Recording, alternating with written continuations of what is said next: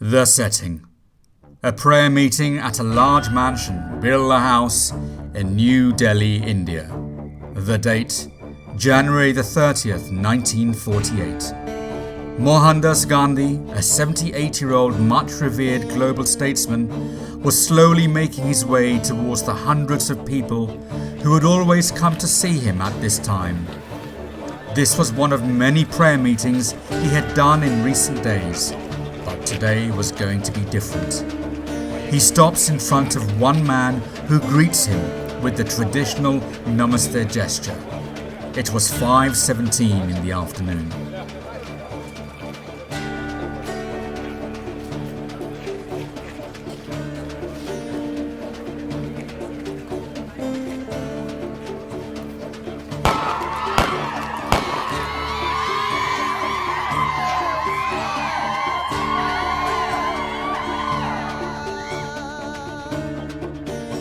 A political assassination that shocked the world had just taken place. Mohandas Gandhi, otherwise known as the Mahatma, meaning great soul, and who had led India to independence, had just been shot dead. The world mourned.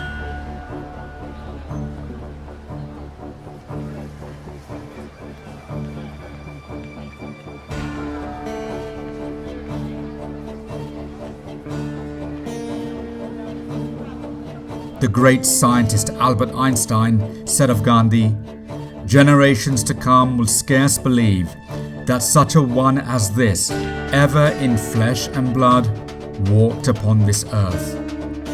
Gandhi's fellow freedom fighter and the first Prime Minister of independent India, Jawaharlal Nehru, told the nation, "The light has gone out of our lives and there is darkness everywhere." The light has gone out, I said, and yet I was wrong, for the light that shone in this country was no ordinary light. The light that has illumined this country for these many years will illumine this country for many more years, and 1,000 years later, that light will be seen in this country, and the world will see it, and it will give solace to innumerable hearts. And the assassin, Nathuram Godse, a 38-year-old Hindu who wanted the Mahatma killed.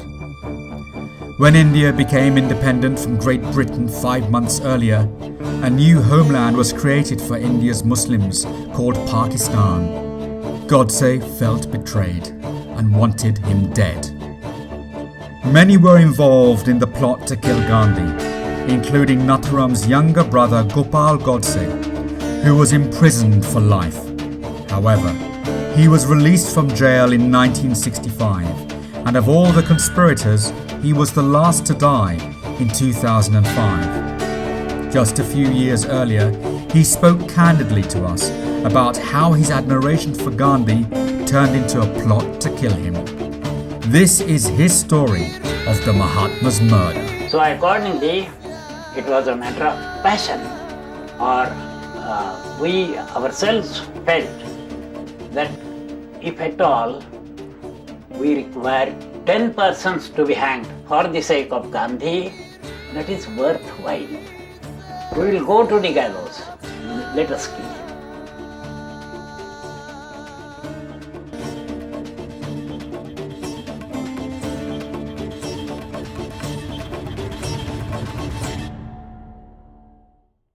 Hello and welcome.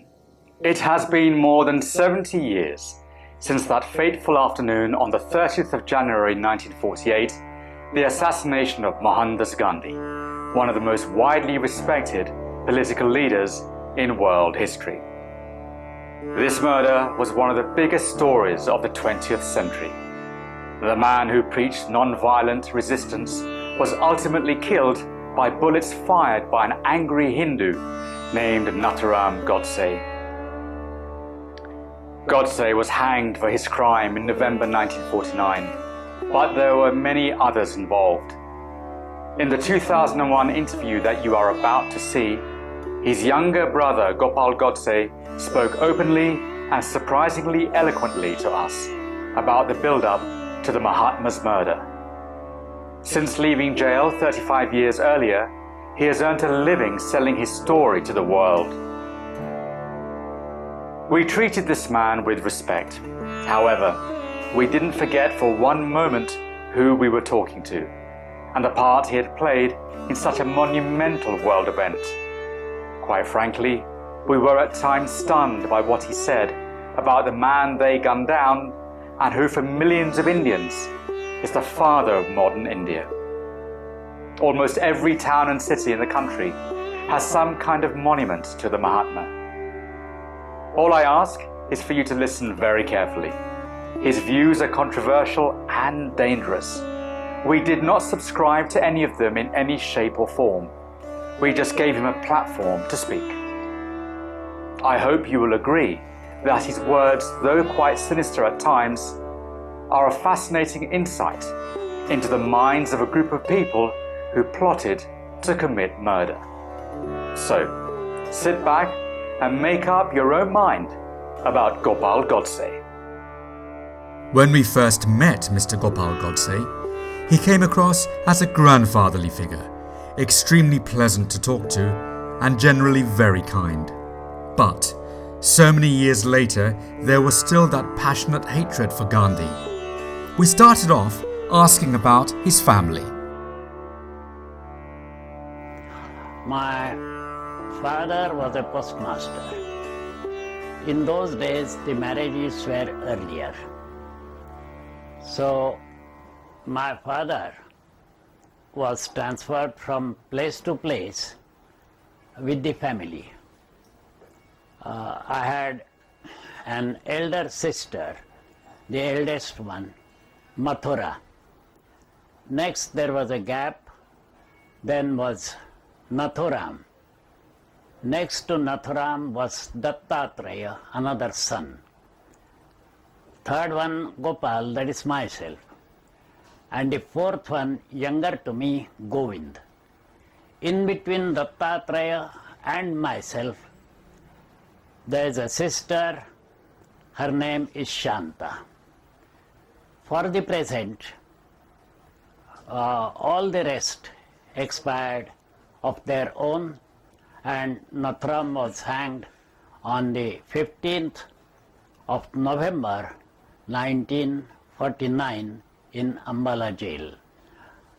I underwent transportation for life and were released in the end of 1965. Since then, I am out.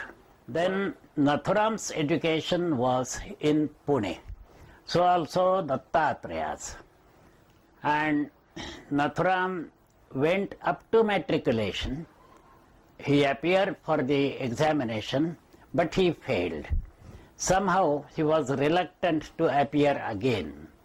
He thought of taking to some trade instead. Accordingly, he tried this trade and that trade.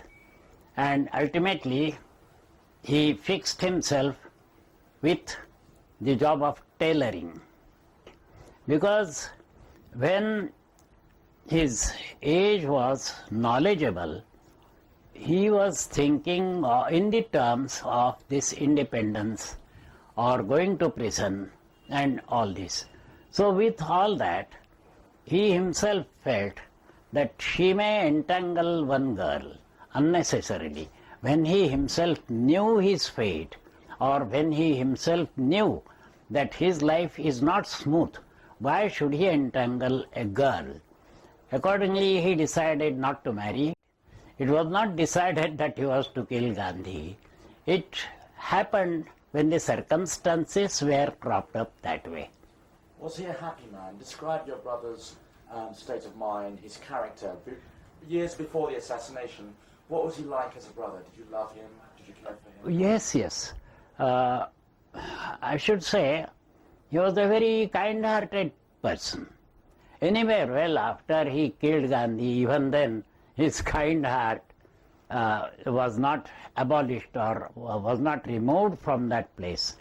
The nature was as it was. But he had to take a hard decision, and he did it with that much firm mind. With all that, kind-heartedness was already there. He used to go and serve say, old persons who have nobody to look after and who need some assistance, some nursing. He used to do that. Mr. Godse, let's talk about the fight for India's independence from Britain. Would you say that at some point during the independence campaign, many years prior to 1947, that you and your brother, and indeed your family, were supporters of the Mahatma? You are right. I may go this way. Generally in Maharashtra, Lokmanya Tilak was taken to be an idol of independence, but he expired in 1920. Thereafter, Mahatma Gandhi took his role and took his place, and he was honored by the public in general. And we as children were the lovers of Mahatma Gandhi, and we were in favor of protesting against the school restrictions, not to utter Gandhi, Mahatma Gandhi ki jai. So that was in our school days. So, who was Gandhi, the man they wanted to kill? By the time India gained independence in August 1947, this unassuming man was a world-famous leader who had rallied 350 million Indians to non-violently rise against their British rulers, who for years were brutally clinging on to power. Britain's wartime leader Winston Churchill called him a half-naked fakir, fakir being a holy man in English. Gandhi exposed to the world the plight of millions of Indians and his campaign for freedom, but he did so without waging war or uttering aggressive words against the British. Instead, he led a movement called Satyagraha that called for a determined but non-violent resistance to oppression. He tugged at the hearts of his people by using self-inflicted hunger strikes when things didn't go his way. Gandhi exasperated British viceroys and prime ministers for decades. But for all his simplicity in looks, we must not forget this was a smart, eminent lawyer who had studied law in London. Born on October 2nd, 1869 in Gujarat, northwest India, he headed to England when he was just 19 years old, and it was during this time that he first came across the idea of non-violent passive resistance. He ended up running his own legal practice in South Africa and represented the minority Indian population, which was facing racial discrimination both from the British and the Boers. After some time spent in jail, an agreement was made between Gandhi and General Jan Smuts of South Africa for granting laws to protect Indians. He soon returned to India at the invitation of the Indian National Congress and met Jawaharlal Nehru and many others who would become lifelong friends in their struggle for Indian independence. It was during this time that he gave up all material possessions.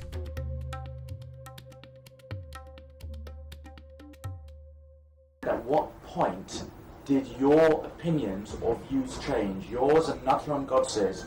When did that love for Mahatma Gandhi suddenly change and become sour? He led the Congress not to the national viewpoint. He ignored Hindus as a nation at all. And he therefore approached the other communities and made Hindus to cooperate with them no matter what they say. Accordingly, the nationhood of the nation was completely demolished by Gandhi. And after the result of it was going to be that the Muslims were going to be favored. The Muslims were asking for a separate state in the name of religion. The Congress was first saying that we will not give it, but under Gandhi's leadership, they were going the way to grant anything to the Muslims. But many Indians living in India would disagree they would say Gandhi is the father of the nation, and what he did was solely for the betterment of India. So, what made you and your family think that Gandhi was actually lying to the nation? When they say Gandhi was the father of the nation, the people either don't understand or lie to themselves. What is a nation? A nation consists of the geographical boundaries. The resolution of complete India was made at Lahore. Lahore was a place in India, not outside India. But when we became independent, we say we got independence after cutting Lahore away. And that, if we call that to be the nation, we impose on Gandhi that in his mind, that cut portion of India was the only nation. So we impose that on that. When we say father of the nation, what geographical boundary do we hold in our mind? And if we don't hold the complete India, the undivided India, into our mind, then we cheat ourselves. Accordingly, while calling father of the nation, they should respect the word. Yes, when I say I am an Indian, I cover the complete portion which is occupied also. Accordingly, Gandhi could be called the father of the newly created state, and that is Pakistan. He could be called father of Pakistan, not of India, not of the nation. What nation does he mean? Does he mean the truncated portion to be the nation? Why did he not tell in the beginning that that is his nation? So when you call him father of the nation, which nation, which concept of nation do you have in mind? So you deceive yourselves, you deceive the people. He led a number of high-profile national campaigns, which were designed to diminish authority and embarrass the colonial power. He asked Indians to start weaving their own clothes, for example, and to boycott British imports. But most significantly, in March 1930, he began a 240-mile salt march to the coastal town of Dandi in Gujarat as a direct attack on Britain's salt tax monopoly.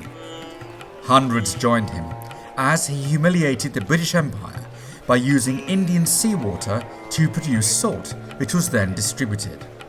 The Viceroy, Lord Irwin, who was incensed, imprisoned him, but later released Gandhi and changed the salt tax laws in Gandhi's favour.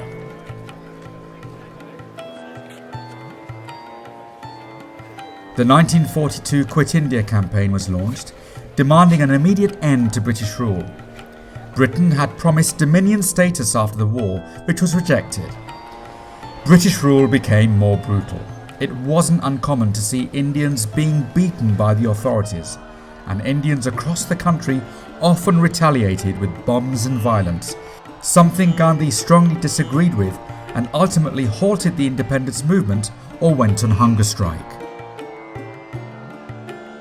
By the middle of World War II, London knew that its 200-year hold on India couldn't be sustained, and that independence was inevitable once Nazi Germany had been defeated. Aside from the hunger for independence, there was another issue that was engulfing India: internal divisions between India's majority Hindu and minority Muslim communities. Indian Hindus and Muslims had lived side by side for centuries, but the prospect of a free India was causing fear amongst India's Muslims. Enter Muhammad Ali Jinnah, who led India's Muslim League political party and was concerned that once the British left, India's Muslims would be suppressed by a pro-Hindu government. Sectarian violence between the two communities began to intensify across India, but especially in the Punjab in the west and Bengal in the east, where there were large Muslim majorities. Jinnah's proposal was to partition the Punjab, with the prominent Muslim area becoming West Pakistan, and then to do the same in Bengal, creating East Pakistan, with 900 miles of Indian territory in between. Gandhi had always insisted that an independent India should be united and vehemently opposed the partition of India. India's Hindu and Sikh communities were now at loggerheads with the country's Muslims.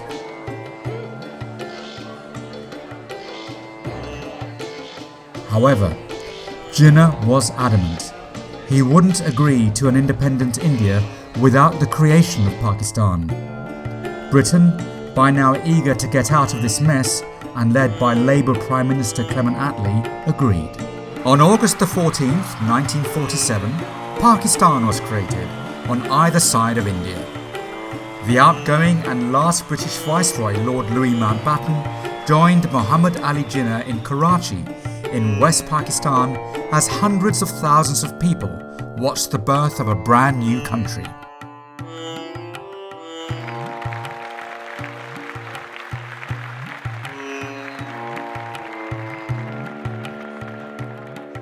The following day, on August the 15th, Mountbatten joined Jawaharlal Nehru in Delhi, the first Prime Minister of Free India, and other dignitaries as the 200-year-old British Raj formally ended, something considered unthinkable barely a decade earlier. Gandhi had chosen to spend this day away from the limelight and retreated quite symbolically to a Muslim businessman's house in riot-torn Calcutta. Independent India was allowed to be euphoric for a day or two as it joined the Commonwealth. To minimise pre-independence violence, Mountbatten ordered that the new border separating India from East and West Pakistan would only be announced after Independence Day. Soon, a cross-border exodus of millions of Hindus, Sikhs and Muslims had begun, something probably not seen since biblical times. People who had lived together as neighbours for generations in towns and villages were now being uprooted. Emotions were raw and tensions were on a knife edge. Violence and rioting on an unprecedented scale swept through divided Bengal and Punjab. The cities of Lahore and Dhaka, now in Pakistan, along with Indian cities Delhi, Calcutta, Amritsar, were all burning, with hundreds of thousands killed.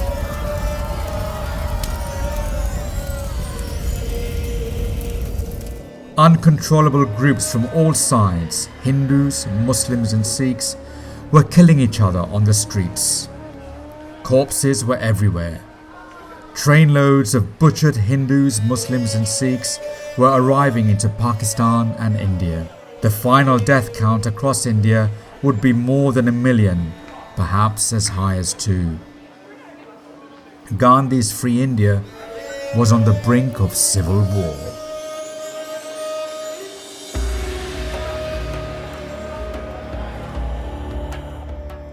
Mr. Godse, can you tell me now a little bit about the other people involved in the murder of Gandhiji? I may start with Madanlal Pahwa. He was a refugee boy thrown from his home place from Pakistan. He stayed in a place called Montgomery. His father was a government servant. So after many months, he had no trace of his father after he had come here. Madanlal is living, he is Sikh of course, in Mumbai. Then he was searching for or waiting for his father. On one occasion, there was a row that a train has left Lahore and reaching Amritsar. For 2 or 3 days, the row had no value, that means no truth in it.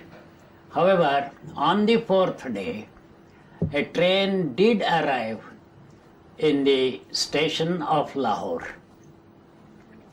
Everything was silent, excepting probably the engine and the engine driver.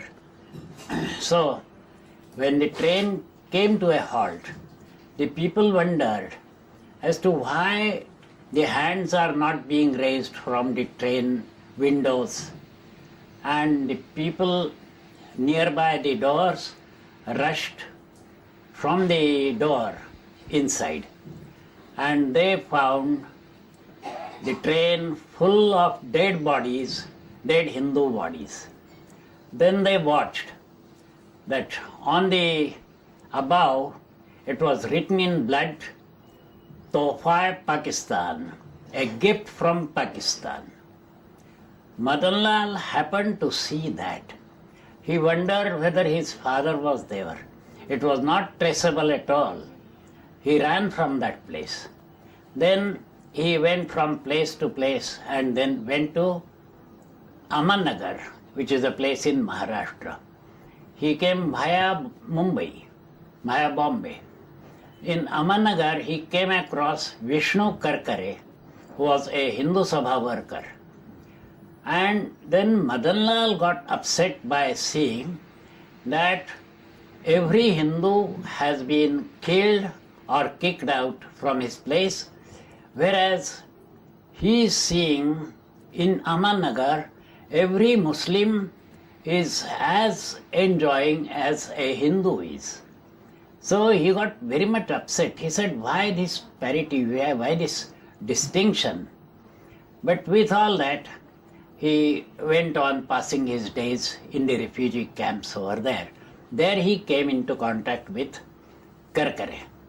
And Karkare then thought him to be a useful boy for any dashing purpose, if and when need be. Accordingly, after some months, it was decided that Gandhi was to be killed. The decision was of Nathuram Godse and Narayan Apte. Their best friend was Vishnu Karkare, and therefore they contacted Vishnu Karkare, gave him the plan. He agreed, and he also thought of bringing someone with him, and that someone was Madanlal Pahwa. That was the background of Madanlal Pahwa. Then let us go to Vishnu Karkare. He was an ordinary shopkeeper or a hotel keeper of Amannagar. He was doing his religious activities throughout, and thereafter he was constantly in touch with Vishnu Karkare, Nathuram Godse and Narayan Apte. So accordingly, he himself had gone to Nawakhali. Nawakhali is in Calcutta, probably people have now forgotten, which is called East Pakistan formerly, or East Bengal it is called. Suravardi was the minister then, the Muslim minister on the Muslim League. The first act of direct action he did against the Hindus was to massacre 10,000 of Hindus in Calcutta alone. And thereafter, 2.5 months later, in the Diwali days, he turned his angle to Nawakhali. He isolated the place, cut from every connection, and then massacred that complete area. So, Karkare with a batch of 8 persons had gone to tour Nawakhali. Gandhi was on tour in those days, but the difference was what we call gulal, the red powder marking on the forehead, had been taken away from there so that every woman could be termed as a Muslim woman. Now, Karkare and the party took bags of gulal for the women over there. But with all that, that was the career of Vishnu Karkare. And he had joined this army, or rather this group. Then comes Narayan Apte. He was the colleague of Nathuram. As for Nathuram, I told you that he was a very literary person. Narayan Apte was a competent manager, and they both ran the press, that is Hindu Rashtra Agrani. When it is a daily, many more things are to be looked after, and they were efficiently looking after those matters. But when it was decided that Gandhi is to be done away with, that was the point, as I told you, on seeing on the teleprinter that Gandhi is going to be on fast. These people decided, no, Gandhi will not die of fast, he will die of bullets and at our hand. He references Veer Savarkar, a writer and political activist. Savarkar developed a Hindu nationalist political ideology and joined a pro-Hindu party called the Hindu Mahasabha, which was developed to protect the rights of India's Hindus after the formation of the All India Muslim League. Veer Savarkar was a great patriot. He was the freedom fighter from much earlier times than of Gandhi. And while in England, he had gone there for his barristry, and from there he had started his lessons of how to release the nation from the Britishers. Then he was punished and sent to Andamans for transportation for life, 2 terms, which was a unique punishment in its own. And thereafter, when he was released in 1923 and 24, he was kept in house arrest in a place, Ratnagiri, right up to 1937. In 1937, he was released freely by one ministry. After his release, he took the presidentship, or he was given the presidentship of the political body named Hindu Mahasabha. That was another body trying for the politics and trying for the independence of India. But it was Veer Savarkar who delivered a lecture in 1942 that Quit India movement may turn into Split India movement. The lecture is already written. It is at Kanpur, the Hindu Mahasabha session. And he was giving the honest guidance to the nation, and therefore he was disliked by the hypocrites, the Gandhiites. Whether he inspired to kill Gandhi or not is a matter of dispute. If you ask me as the conspirator, I can flatly say that he was not the one in the least involved in the conspiracy as such. This photo was taken at the start of the trial in May 1949 in New Delhi. Aside from himself and those already mentioned by Gopal Godse, 2 others were also involved, Shankar Kistaya and Digambar Badgar. All of these men had some connection with the Hindu Mahasabha political party. In the months that followed independence, Gandhi's focus was rebuilding religious harmony across a bruised India. Pakistan and India were militarily engaged over Kashmir by then. India owed 55 million rupees to the Pakistani government following partition, but this had been stalled due to the Kashmir conflict. Mountbatten had already shared his views with Gandhi that India should pay its dues. And in order to bring calm to the country, Gandhi used his most reliable weapon and went on hunger strike on January the 13th, 1948, appealing for communal unity. Something that historians have not been able to solve, and that is whether Gandhi had made a second demand for the Indian government to pay the remaining 55 million rupees to Pakistan. The evidence isn't clear, but it is on record that Gandhi and Mountbatten agreed that the debt needed to be quickly cleared. Nevertheless, by the 18th of January, communal rioting had subsided and Gandhi broke his fast. The country once again sighed in relief. Throughout the years, the British were very careful in how they responded to Gandhi, despite his direct attacks on their empire. They may have thrown him into jail multiple times, but they didn't want his death on their watch. The recriminations would be catastrophic. But for the Godse brothers and their accomplices, They wanted his death. They blamed Gandhi for the partition, or as they called it, the vivisection of India. In their minds, Gandhi was favouring Muslims. It wouldn't be wrong to say that Gandhi did have a lot of compassion for India's Muslims. The very fact that Pakistan had been created was because millions of Muslims didn't feel safe in a free India, and that definitely troubled him.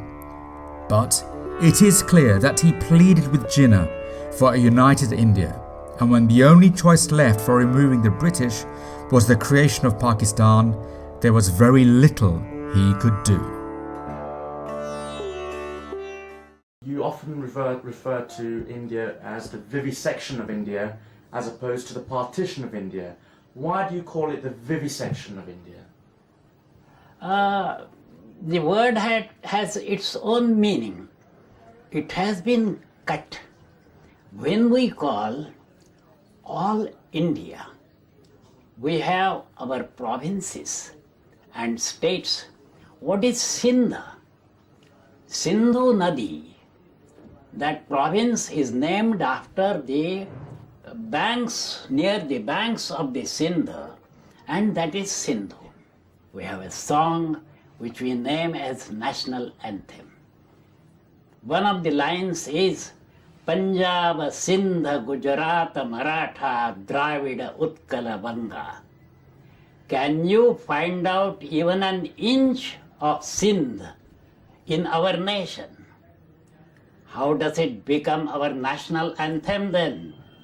It is not a cinema song like Mera Juta Hai Japani, Patlon Englistani, Sir Pe Lal Tupi Rusi, Magar Dil Hai Hindustani. It is not a cinema song, it's our national anthem. It has Sindh within. What is it for? It is because Sindh belongs to our geography. And therefore, when we say vivisection, Sindh has been cut away, Punjab portion has been cut away, Bengal portion has been cut away, and therefore we call it vivisection. It is to be brought together under the one culture, and that is Hindu culture. When did you all meet in order to plan to kill Gandhi? When did all of you come together? In fact, all of us did not come together. We were people from different fields. We came together only in Delhi. We did not know names of each other or one another. So it was not like a conspiracy or a meeting or an organization that you are to do that, you are to do that, like that. It was not that way. It was something underhand, and that was to be accomplished. Accordingly, we all did not come together for a plan, but on the field we were ready. Just for people who don't understand this apparent hatred for Gandhi, because Gandhi is world renowned, explain to us as simply and as passionately as you can, why is it you hated Gandhi and for what reason you wanted to murder him? Nathuram, after killing Gandhi, had decided to confess, and while confessing, to give a detailed statement to the court so that it should be publicized. Accordingly, he made 150-page, 50-paragraph statement, giving paragraph after paragraph all the details why he killed Gandhi. So, when he did it, the documents he had picked up, the evidence he had picked up was from government record only. And government was prompt enough to ban this statement. Had government not banned this statement, the people, the thinking people, would have started hating Gandhi. They would have come to know Gandhi as he was and not as he was shown. And what was he? And that was, he was a hypocrite. It was Gandhi's decision, it was Gandhi's persuasion to government to change the decision of paying 55 crores of cash balances to Pakistan immediately. We hated him so much that he lied at every step. First he told, when we were children, we came to know and we uttered the slogans also. Hindu-Muslim unity for the sake of Swaraj. And when the Swaraj was a partitioned India, was a Muslim India different and the rest of India different, all his Hindu-Muslim unity theory collapsed. But he was not honest enough to tell the people, I have failed. May anybody lead government. So before Swaraj was the aim for Hindu-Muslim unity, and after we got the truncated independence, his aim was Hindu-Muslim unity at the cost of this truncated Swaraj. See, it was not at every occasion that we felt go and kill Gandhi. And when we actually felt, we started working. His decision to go on fast. And that time, we hated him so much that he is going anti-nation.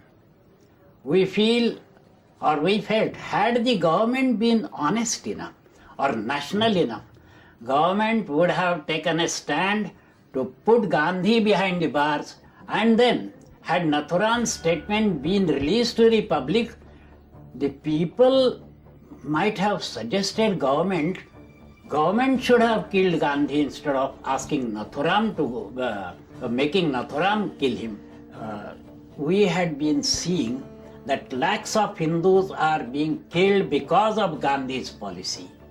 And therefore, if 10 more are added to that, no harm is going to go to the country. But if this man lives any further, the country is going to be harmed at every moment. So accordingly, it was a matter of passion, or we ourselves felt that if at all we require 10 persons to be hanged for the sake of Gandhi, that is worthwhile. We will go to the gallows. Let us kill him. Please describe the first attempt, which failed, to kill Mohandas K. Gandhi. It was the 20th of January 1948.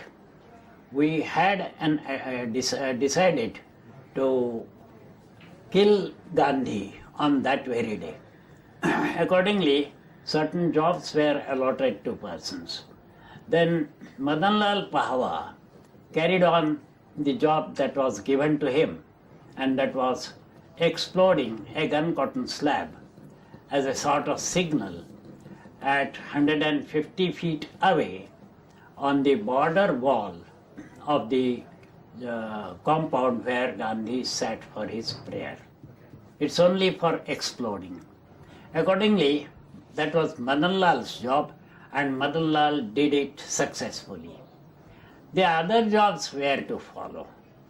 Somehow, they did not follow. And finally, it was decided either by an Apte and Nathuram not to explode a hand grenade, because there were dozens and dozens of persons around Gandhiji. By exploding a hand grenade, there was a possibility that many others might have been killed. Many would have been wounded is another thing, but many might have been killed, and you are not sure that Gandhi would die. So we had not gone there for massacre of the people. The planning, in order to plan this first attempt, yes, this plan must have been done in Delhi. It was in Delhi. You were there at the time of the planning? I was there. Describe the meeting, the meeting you had, all of you. What sort of planning meeting No, you it had? was actually not sort of meeting. Nathuram Godse, Narayan Apte, myself, Vishnu Karkare, Madanlal Pahwa were the main persons, and Digambar Badge, Shankar Kistaya were there. They were ready there. They also undertook to take some bomb explosion and all this. But at the same time, they could not carry out their desire or their wish. What we planned at that time was found to be incorrect on the practical side, that they may kill men, not necessarily Gandhi. So what was the direct result of this failure? Was anyone arrested? Madan Lal was arrested. No other one was arrested. All one escaped. Including yourself? Including myself. We had taken a car over there. We slept in the car. The car was later on detected. Following his arrest, Madan Lal Pawa was of little use to the police. He didn't know the other conspirators well enough and certainly didn't know their names. The Godse brothers and their accomplices had already fled Delhi. With time not on their side, they knew that it would be risky to delay Gandhi's murder, and Nathuram decided that he would do this himself. Using an automatic pistol they were able to discreetly secure from the city of Gwalior. Gopal Godse was sent back to Pune, while Nathuram Godse, Narayan Apte and Vishnu Kakare headed back to Delhi. All of them were in Delhi on the 30th of January. They went to that Lakshmi Narayan Mandir. Nathuram also accompanied. They asked Nathuram, "Won't you come?" "No," he said. That means I don't need any darshana like that when my mind is firm. And by the time they went inside the temple, Nathuram went just behind the temple where there is a huge garden.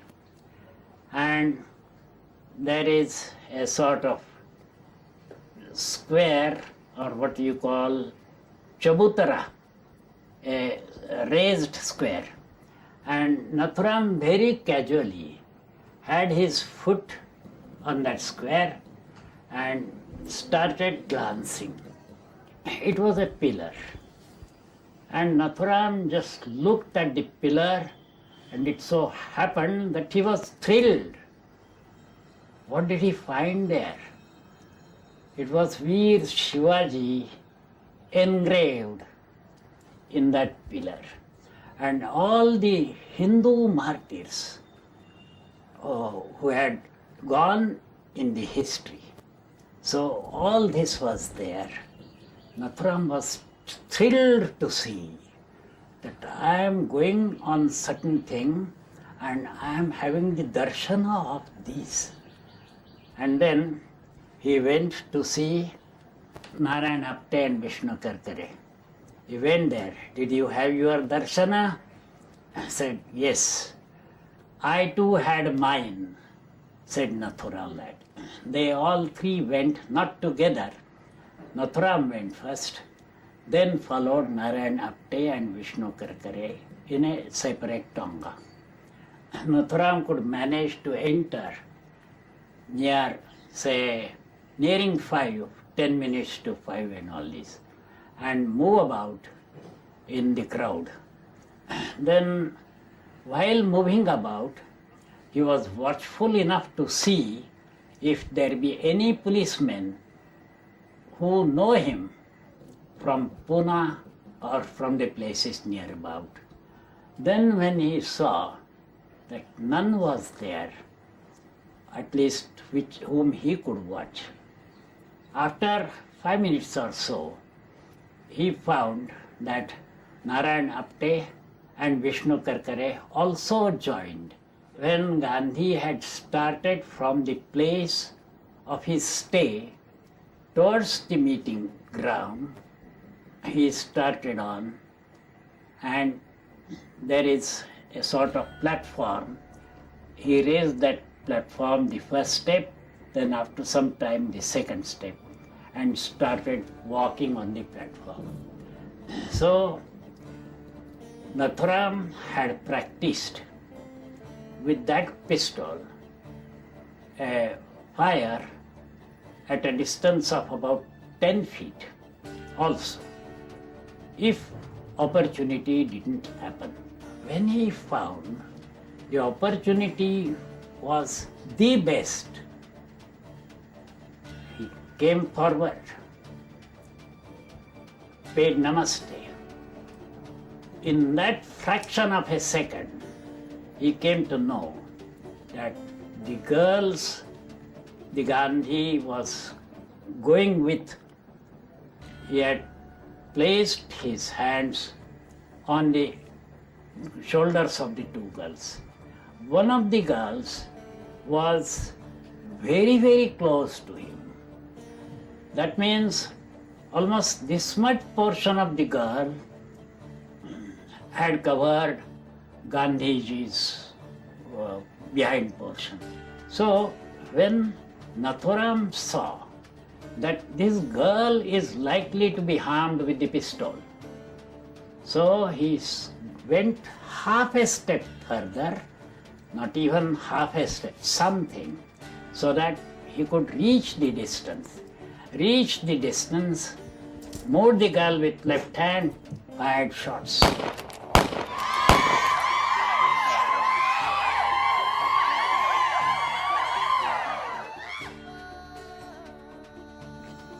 Immediate, the bullets penetrated through his heart and past his body.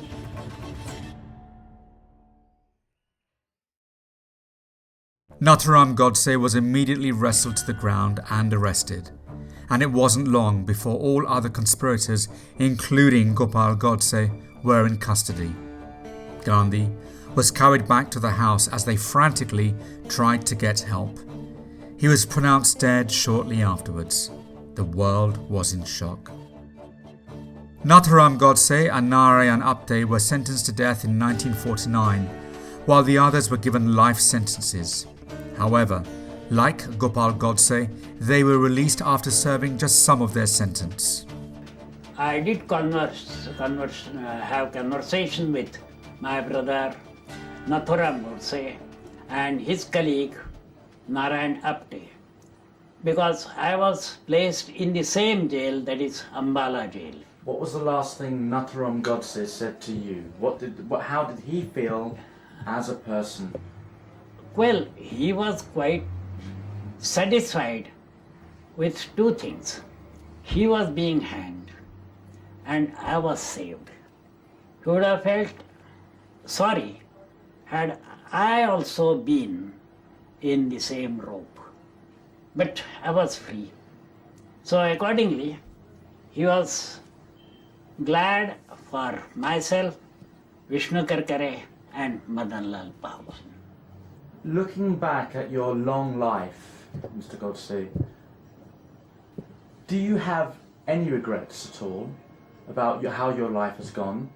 After all, you have been associated with the murder of a man who has been widely acclaimed as one of the greatest men to have lived on earth. Yes. So, looking back on your life, is there anything in your mind anything that you say to yourself, maybe if I had lived again, or if I live again, I wouldn't have done this? No, we don't have regrets for one simple reason. Yes, for one simple reason that we have not harmed anyone who is harmless. We have harmed the one, we have finished the one who is harmful to the country according to us, and we can prove it. Accordingly, we have no regrets for killing Gandhi. Not that we will often kill, but if time comes, the nation requires to do such things.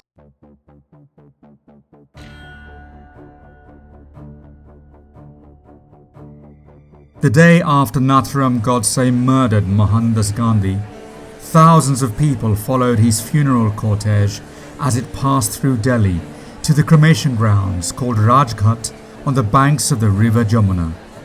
Gandhi's last rites, done the Hindu way, were administered by one of his sons. Today, A memorial flame quietly burns at the spot where Gandhi's cremation took place. A flame that has been burning for decades and will continue to do so indefinitely. The Godse brothers and their accomplices have gone down in history for killing one of the world's greatest statesmen.